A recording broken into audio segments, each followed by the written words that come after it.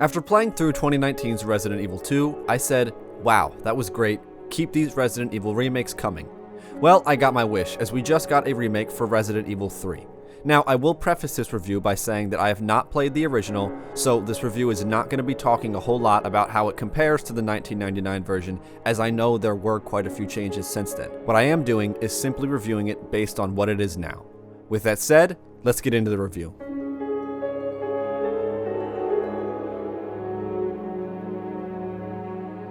So despite what the name might indicate, Resident Evil 3 is not actually a sequel to Resident Evil 2, rather it is a side story happening around the same time but in a different location.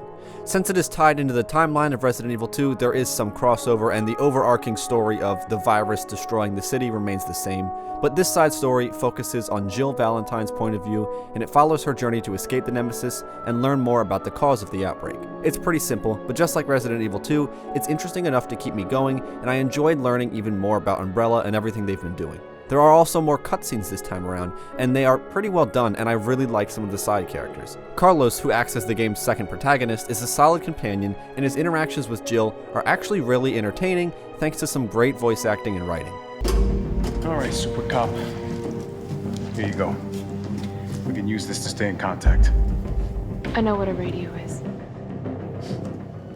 That being said, there was a weird issue where some of the lip sync just seemed a bit off. Most of the time it was fine, but there were several moments where it was noticeably a bit weird. I am UBCS platoon leader Mikhail Viktor. My team was sent here to rescue civilians. Other than that issue though, I thought the story side of the game was simple but interesting enough to keep me going, and the voice acting was really solid, so I don't really have much to complain about here. Right off the bat, I should say that this is a different game from past Resident Evil titles. It just is. It still keeps some of the same classic feel, but it is certainly more linear and action-oriented and less survival horror.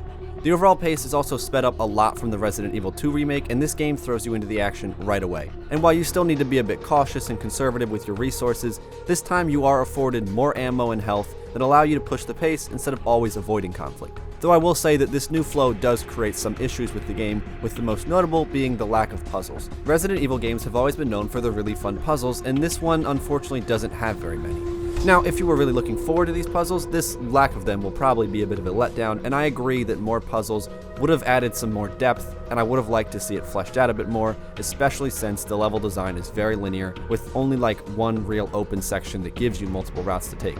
That also means less backtracking than before and a little bit less exploration. And while that may not sound great, I don't think it's necessarily a bad thing for a side story type of game, because like I said before, this game focuses more on the combat and action. And thankfully, I think that stuff is pretty good. The gunplay is tight just like in Resident Evil 2, and the enemy count has been noticeably bumped up, with tons of zombies now coming at you. But even though you have more ammo, you can't afford to kill every zombie, which is where the dodge mechanic comes into play.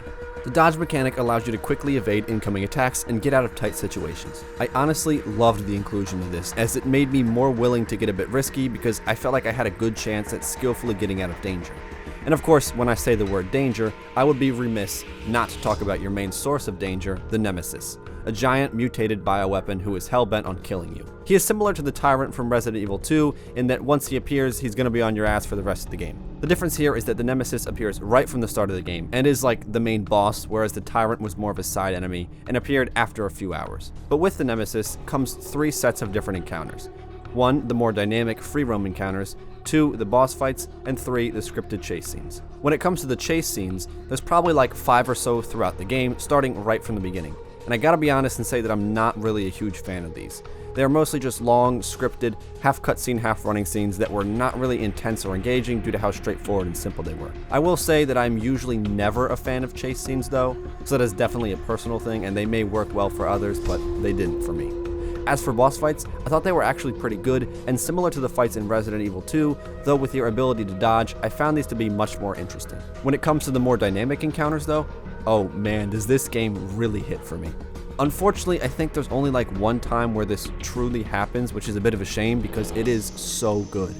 In this encounter, the Nemesis will be actively chasing you as you roam through the world, and you have to think fast and try to escape. But he's not going to follow slowly behind you like the Tyrant, because this dude is a lot more aggressive. This creates a really tense atmosphere, and it led to an amazing feeling moment when I was barely able to escape him. Oh my god! Oh my god, that was so fucking sick! I really wish more sections were like this because I thought that shit was fantastic.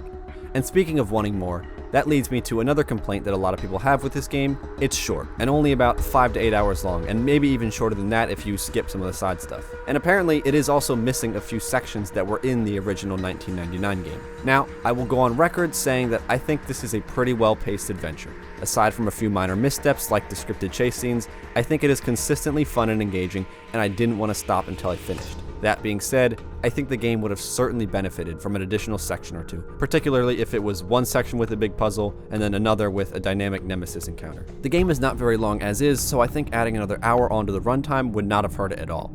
In the end though, I'd say that from a gameplay perspective, this game has a few shortcomings and is certainly more straightforward than previous Resident Evil games, but I still think it makes for a really enjoyable experience. Just like the Resident Evil 2 remake, this game looks top tier. The character models and textures are incredibly detailed and the environments look great.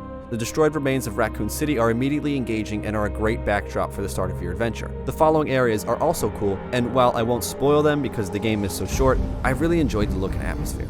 There's also a fantastic amount of settings, and I think that both Resident Evil 2 Remake and this game have the best graphics settings. They have an option for like every little thing, and they actually show you what the difference is with these little pictures.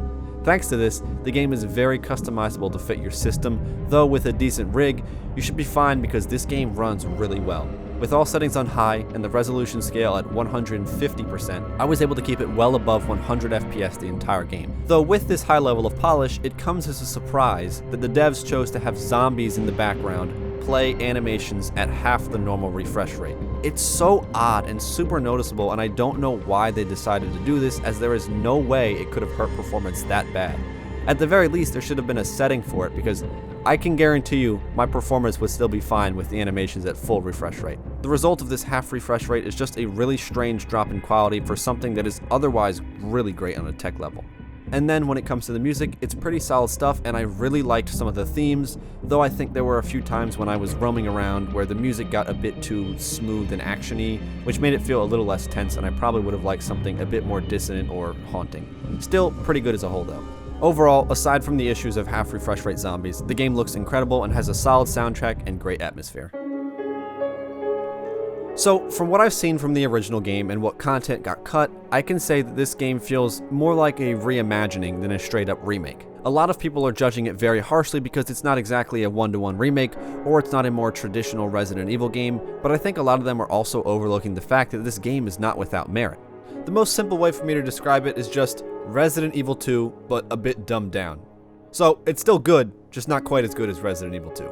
I understand that longtime fans may be a bit bummed by the lack of puzzles and streamlined nature, but I still think that this is a really good title that I just had a blast playing through, and I could easily recommend it to everyone interested. Though I will say you should probably wait for a sale, because they are still charging $60 for it despite the short runtime. It does come bundled with their new multiplayer mode, but even with that, it feels like the game probably should have been like $40 at launch. Especially since the multiplayer mode doesn't exactly look great, and I think a lot of people will end up skipping it. I'm going to try to give it a shot and possibly make a review for it if I end up playing it for any amount of time. But either way, I really enjoyed playing Resident Evil 3, and I do not regret buying it on release. Though others who are more budget oriented should definitely wait a bit before picking it up. Alright, that's going to do it for this review. If you've played Resident Evil 3, make sure to let me know your thoughts in the comments below or in the poll in the top right of your screen. Thanks for watching, guys. Stay tuned for upcoming reviews, and I'll see you in the next video.